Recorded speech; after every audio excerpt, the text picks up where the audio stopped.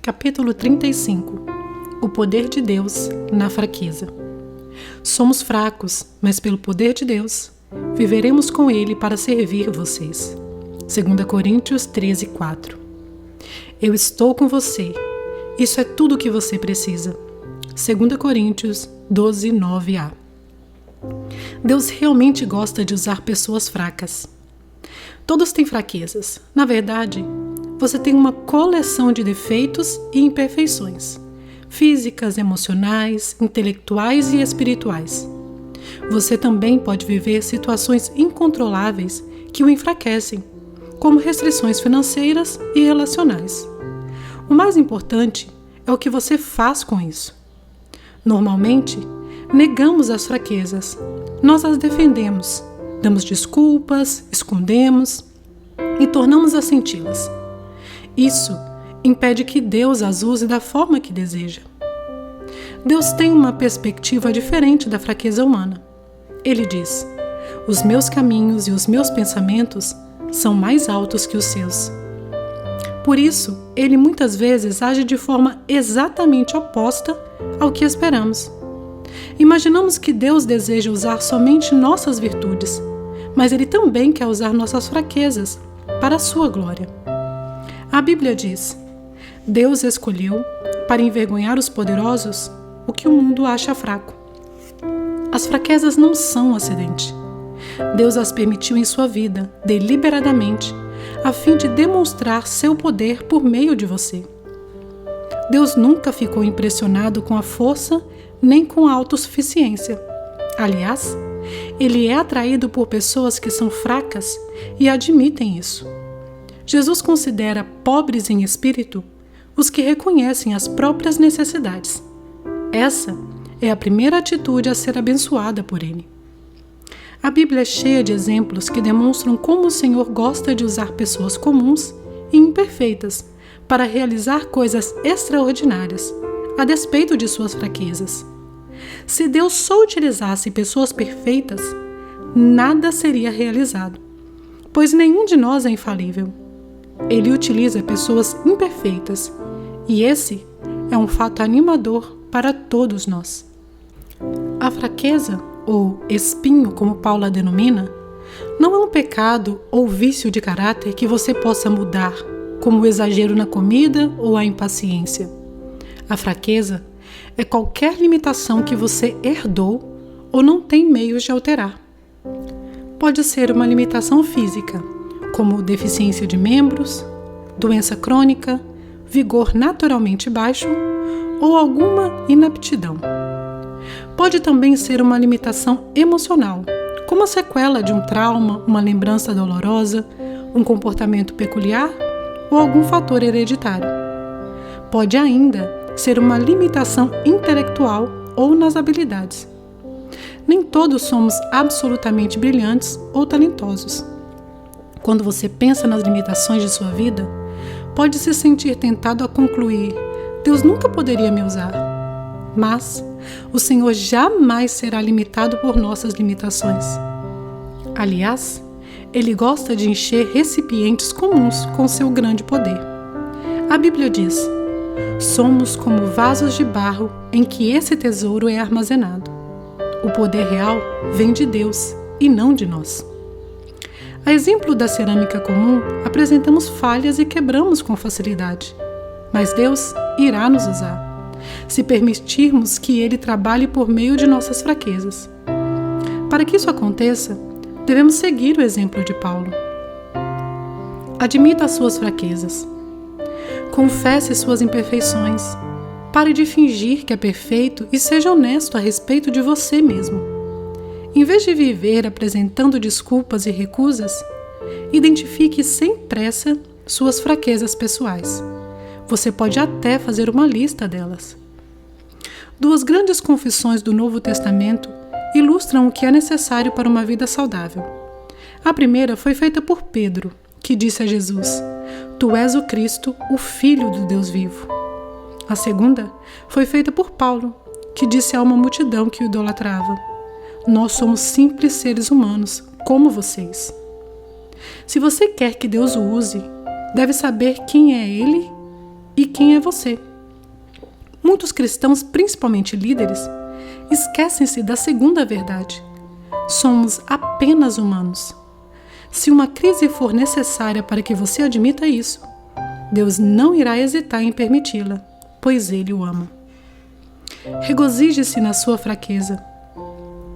Paulo disse: sinto-me muito feliz em me gloriar nas minhas fraquezas, pois assim o poder de Cristo poderá agir por meu intermédio. E como que sei que tudo é para Cristo, estou muito contente com a minha fraqueza. Em princípio, isso não faz nenhum sentido. Queremos ser libertos de nossas fraquezas e não nos regozijarmos nelas. O regozijo, no entanto, é uma expressão de fé na bondade de Deus. É como dizer: Deus, creio que tu me amas e sabes o que é melhor para mim. Paulo apresenta várias razões para ficarmos contentes com as fraquezas. Para começar, elas nos fazem depender de Deus. Falando a respeito da própria fraqueza que o Senhor recusara eliminar, o apóstolo declarou: sinto-me bem feliz com espinho e quando estou fraco, então sou forte. Quanto menos tenho, mais dependo dele. Sempre que se sentir fraco, Deus irá lembrá-lo de que você depende dele. As fraquezas também previnem a arrogância. Elas nos mantêm humildes, como diz Paulo. Para que eu não ficasse muito orgulhoso, foi-me dado o dom de uma deficiência, para me pôr em constante contato com minhas limitações. Deus, em muitos casos, reúne uma grande fraqueza com uma grande força, a fim de manter nosso ego sob controle. A limitação pode agir como um instrumento controlador, que nos impede de nos apressar e passar à frente de Deus. Quando Gideão recrutou um exército de 32 mil homens para combater os midianitas, Deus os reduziu a apenas 300 homens. Isso fez com que as chances no combate contra as tropas inimigas, cujo efetivo era de 135 mil homens, ficassem reduzidas à proporção de 1 para 450. Isso, aparentemente, era a receita para a ruína. Mas Deus agiu assim para que Israel soubesse que fora o poder de Deus e não a força deles que os havia livrado. Nossas fraquezas também incentivam a comunhão entre os fiéis. Enquanto a força gera um espírito independente, não preciso de mais ninguém, as limitações demonstram quanto precisamos uns dos outros. Quando tecemos as frágeis fibras de nossa vida uns com os outros, surge uma corda de grande força. Vance Havner brincava: os cristãos são como flocos de neve, são frágeis, mas juntos param o trânsito. Acima de tudo, nossas fraquezas aumentam nossa capacidade para o exercício do ministério e da solidariedade. Elas nos tornam mais atenciosos e nos fazem sentir compaixão pelas fraquezas dos outros. Deus quer que você tenha um ministério semelhante ao de Cristo. Isso significa que as outras pessoas deverão achar cura nas feridas. As mais profundas mensagens de vida e o ministério mais eficiente surgiram das dores mais profundas. As coisas que o deixam mais constrangido e envergonhado, as quais você reluta em compartilhar, são justamente os instrumentos que Deus usará com mais poder para curar outros. O grande missionário Hudson Taylor disse: todos os gigantes de Deus são pessoas fracas. A fraqueza de Moisés era seu temperamento.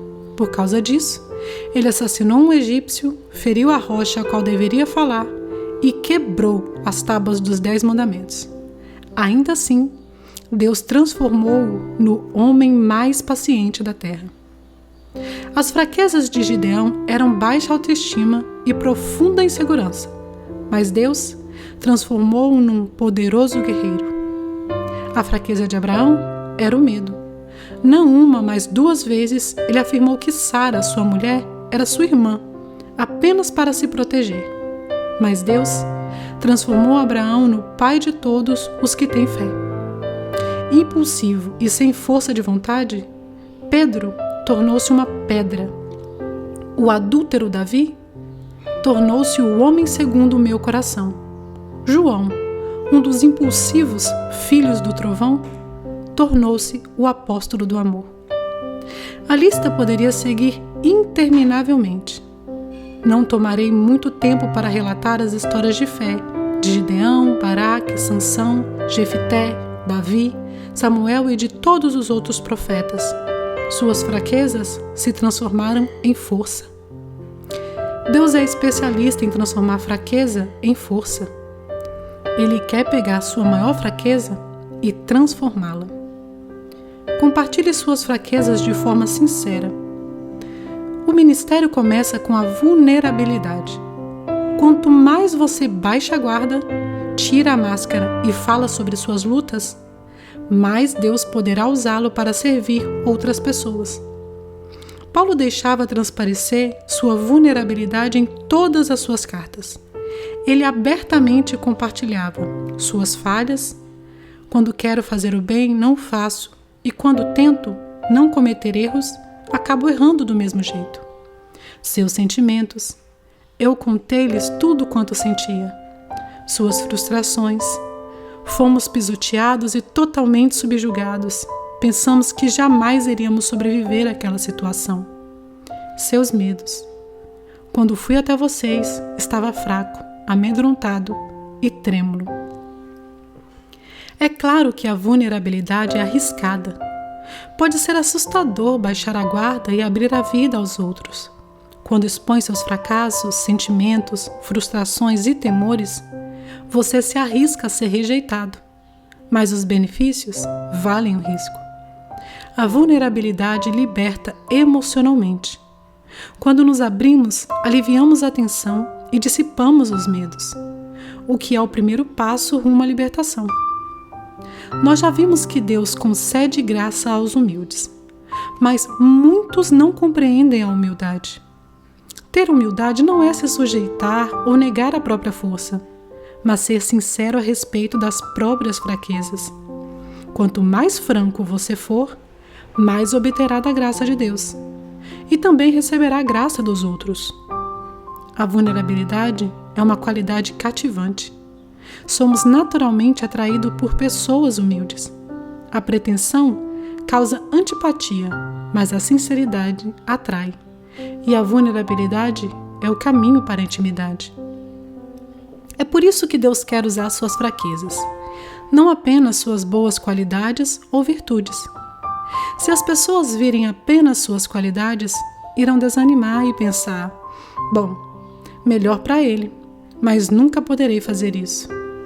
Entretanto, quando veem Deus usá-lo apesar de suas fraquezas, animam-se e pensam: talvez Deus possa me usar também.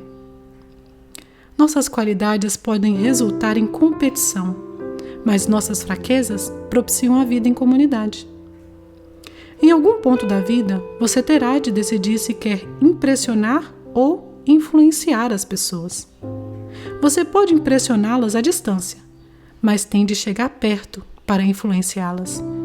E quando você fizer isso, elas poderão perceber suas imperfeições. Não há nenhum problema nisso. A qualidade essencial para a liderança não é a perfeição, mas a credibilidade. As pessoas devem ser capazes de confiar em você. Caso contrário, não o seguirão. Como você constrói credibilidade? Não fingindo ser perfeito, mas sendo sincero. Glorie-se em sua fraqueza. Paulo declarou: vou apenas gloriar-me de quão fraco sou e quão grandioso é Deus para usar uma fraqueza dessas para a sua glória. Em vez de se apresentar como ícone de invencibilidade e autoconfiança, veja-se como um troféu da graça de Deus. Quando Satanás apontar as fraquezas que você tem, concorde com ele e deixe o coração transbordar de louvores a Jesus, que compreende todas as nossas fraquezas, e ao Espírito Santo que nos ajuda em nossa fraqueza. Deus também pode transformar uma virtude em fraqueza, a fim de nos usar ainda mais. Jacó era um manipulador. passou a vida conspirando e fugindo das consequências. Certa noite, ele lutou com Deus e disse: "Não te deixarei ir, a não ser que me abençoes." Deus respondeu: "Tudo bem." Mas então lhe deslocou a articulação da coxa. O que significa tudo isso? Deus tocou o ponto forte de Jacó. O músculo da coxa é o mais forte do corpo humano e transformou-o em fraqueza. Daquele dia em diante, Jacó passou a mancar para que jamais voltasse a fugir. Isso o forçou a depender de Deus, quer desejasse, quer não. Se você quer que Deus o abençoe e o use de forma grandiosa, precisa estar disposto a mancar pelo resto da vida, pois Deus usa pessoas fracas. 35º dia, pensando sobre meu propósito de vida. Um tema para reflexão. Deus opera melhor quando admito minhas fraquezas. Um versículo para memorizar. Minha graça é suficiente para você, pois o meu poder se aperfeiçoa na fraqueza. 2 Coríntios 12, 9a. Uma pergunta para meditar. É possível que eu esteja limitando o poder de Deus em minha vida ao esconder minhas fraquezas? Sobre o que estou precisando ser sincero para poder ajudar as pessoas?